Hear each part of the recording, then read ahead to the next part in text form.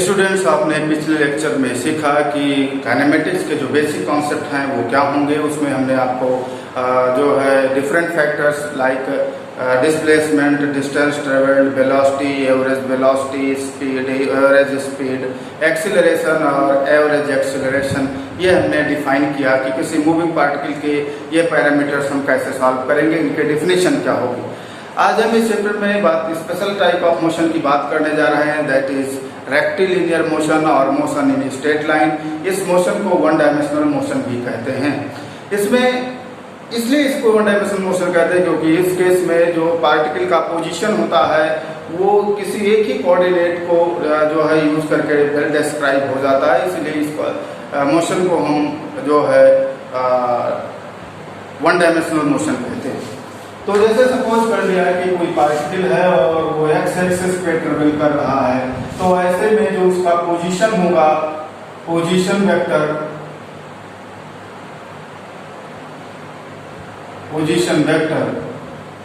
Is described bye x coordinate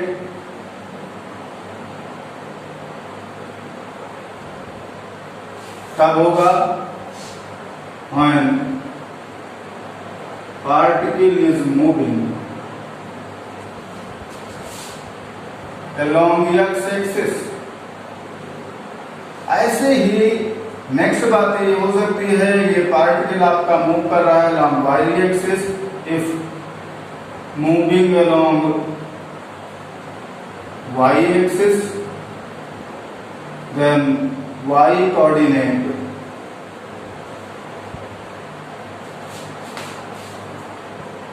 describe the position vector।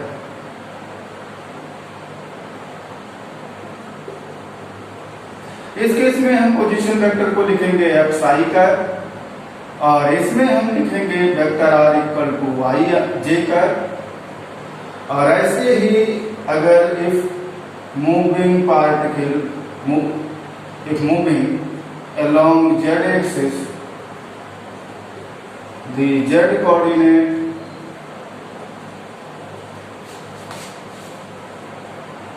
describe the position vector। तो ऐसे में position vector को कौन डिस्क्राइब करेगा? z coordinate. कैसे डिस्क्राइब होगा, कैसे लिखा जाएगा? Vector r equal to Z K cap. तो इस तरीके से अगर जो है हम किसी मूविंग पार्टिकल के पोजीशन वेक्टर को डिस्क्राइब कर सकेंगे।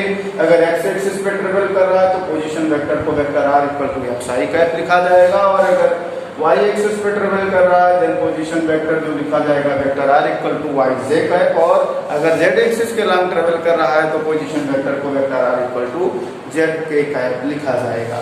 नेक्स्ट पॉइंट पे बात करते हैं, डिस्प्लेसमेंट कैसे फाइंड होगा वन डायमेंशनल मोशन के केस में।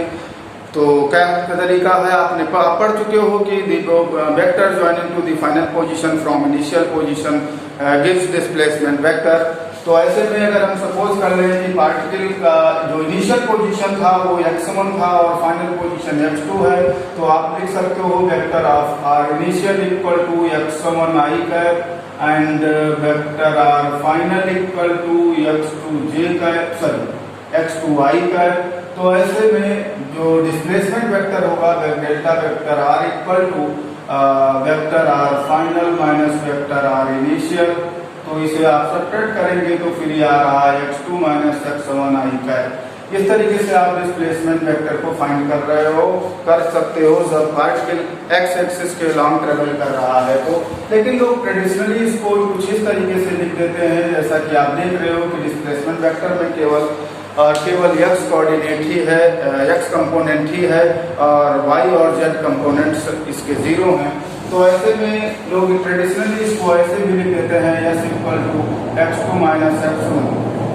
अब बात ये अगर आती है कि अगर हम ऐसा लिखते हैं तो इसमें डायरेक्शन कहाँ से डिस्क्राइब हो रहा है। तो देखिए अगर x2 माइनस x1 आपका पॉजिटिव आ रहा है तो ऐसे में वो पॉजिटिव x डायरेक्शन में डिस्प्लेसमेंट होगा, और अगर ये निगेटिव आ रहा है तो निगेटिव x डायरेक्शन में होगा। अगर y एक्सिस के लॉन्ग ट्रेवल कर रहा है तो ऐसे में vector r initial equal to फिर तो लिखोगे y1 जे कैप और वेक्टर आर फाइनल को लिखोगे y2 j कैप, और ऐसे में आप displacement vector delta vector R जब आप फाइंड करोगे तो ये आने वाला है y2 minus y1 j cap. और ऐसे में ट्रेडिशनल वे में अगर लिखना चाहते हो तो इसे लिखा जाएगा s equal to y2 minus y1।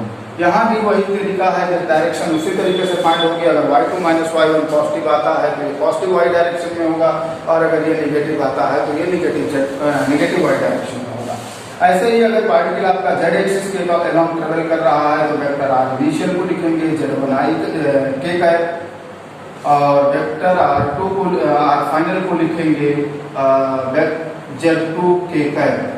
तो यहाँ से डिस्प्लेसमेंट वेक्टर जो आने वाला है delta vector r equal to, फिर तो ये आएगा z2 minus z1 k cap. हाँ, ट्रेडिशनली इसको लिखते हैं s equal to z2 minus z1, यानी कि जो है फाइनल z कोऑर्डिनेट में से इनिशियल z कोऑर्डिनेट सेपरेट कर देंगे। इसमें भी डायरेक्शन उसी तरीके से फाइंड की जाएगी।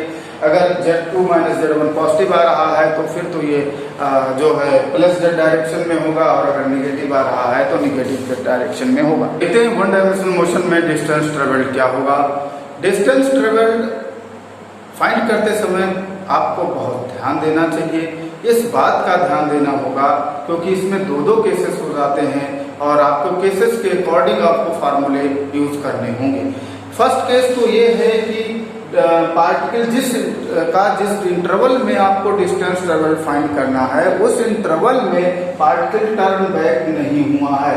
अगर पार्टिकल टर्न बैक नहीं हो रहा है, जैसे मैंने यहाँ दिखाया है कि पार्टिकल यहाँ इनिशियल पोजीशन x1 पर जब वो था तब टाइम t1 था, और वहां से सीधा चलते हुए x2 पोजीशन तक आ जाता है। लेकिन इस ड्यूरेशन t1 से t2 इस इंटरवल में पार्टिकल टर्न बैक नहीं हुआ है, और अगर पार्टिकल टर्न बैक नहीं हुआ है तो इसी पाथ को वो ट्रेस कर रहा है, और इसकी लेंथ हमें फाइंड करनी होगी। आप इस लेंथ को देखें तो क्या होने वाला है, यहाँ से इसका मैंने कहा है कोऑर्डिनेट x1 है, तो ये डिस्टेंस जो होगी, लेंथ जो होगी वो x1 होगी, और या इस पोजीशन का कोऑर्डिनेट x2 है तो ये जो डिस्टेंस होगी वो x2 होगी। तो ऐसे में ये ट्रेस जो पाथ है यहाँ से यहाँ तक पार्टिकल ने ट्रेस किया है, इसकी जो लेंथ आएगी वो x2 माइनस x1 हो जाएगी। यानी इस केस में डिस्टेंस ट्रेवल्ड जो होगा ये डेफिनेटली इक्वल होगा x2 माइनस x1 के। लेकिन यदि यहाँ देखें डिस्टेंस ट्रेवल्ड कभी नेगेटिव नहीं होता है, तो ऐसे में इसे मॉड यूज किया जा रहा है। यानी मॉड का मीनिंग यहाँ ये हुआ कि डिस्टेंस ट्रेवल्ड कभी नेगेटिव नहीं होगा। अगर ये नेगेटिव भी आएगा तो हम इसे प्लस में लिखेंगे मॉड x2 माइनस x1। और x2 माइनस x1 अगर आप ध्यान दें तो क्या है, फाइनल कोई x कोऑर्डिनेट में से इनिशियल x कोऑर्डिनेट सब्ट्रैक्ट किया गया है। ये तो डिस्प्लेसमेंट है इस इंटरवल में, यानी कि अगर पार्टिकल टर्न बैक नहीं होता है तो ऐसे में डिस्टेंस ट्रेवल्ड जो आ रहा है, distance travelled equal to magnitude of displacement. लेकिन ये ध्यान दें, ये फार्मूला हमेशा एप्लीकेबल नहीं है। ये तभी आप अप्लाई करिएगा जब पार्टिकल जिस इंटरवल की हम बात कर रहे हैं t1 से t2 तक की, इस इंटरवल में पार्टिकल टर्न बैक नहीं हुआ है। When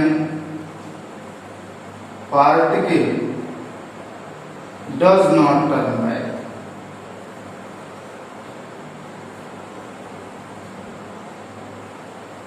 तो नेक्स्ट केस देखते हैं, when particle turn back 1 times और मोर। अगर पार्टिकल मोशन के ड्यूरिंग एक बार लौट रहा है, एक से ज्यादा बार लौट रहा है, टर्न बैक हो रहा है, तो ऐसे में हम डिस्टेंस ट्रेवल कैसे फाइंड करेंगे।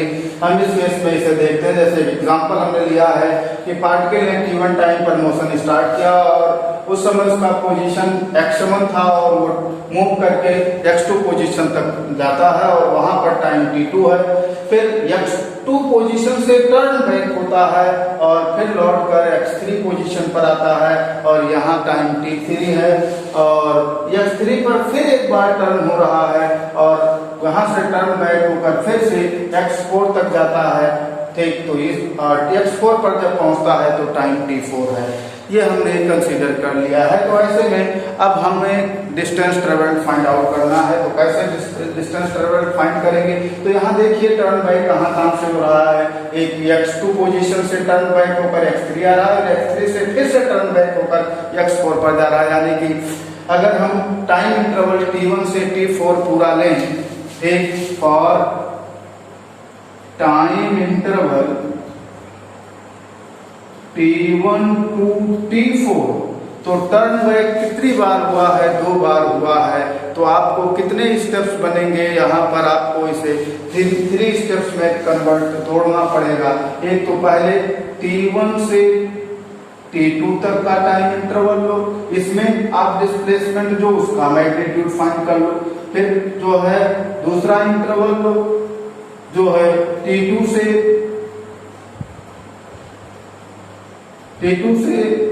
जो है t3 तक का लो, और फिर next interval low t3 to t4। तो इस तरीके से 3 सेगमेंट हो जाएंगे और तीनों सेगमेंट्स में अलग अलग डिस्प्लेसमेंट का मैग्नीट्यूड सॉल्व करो और फिर आप उन सबको ऐड कर लो। तो अब यहाँ से देखें डिस्टेंस ट्रेवल्ड जो हो रहा है, distance travelled equal to t1 से t2 पर, तो t1 पर पोजीशन तो x1 था और t2 पर x2 है, तो डिस्प्लेसमेंट का मैग्नीट्यूड इस इंटरवल में होगा x2 माइनस x1, इसका मैग्नीट्यूड। फिर t2 से t3 इस इंटरवल में जो मैग्नीट्यूड डिस्प्लेसमेंट का होगा वो x3 माइनस x2, इसका मैग्नीट्यूड। फिर लास्ट स्टेप है t3 से t4 इंटरवल का, और t3 से t4 इंटरवल्स में आप डिस्प्लेसमेंट का जो मैग्नीट्यूड होगा वो x4 माइनस x3। तो ये आप इन तीनों सेगमेंट्स में जो इंडिविजुअल डिस्प्लेसमेंट्स थे इनके मैग्नीट्यूड्स को ऐड कर लीजिए, तो आपको टोटल डिस्टेंस ट्रेवल्ड फाइंड हो जाएगा इन इंटरवल t1 टू t4।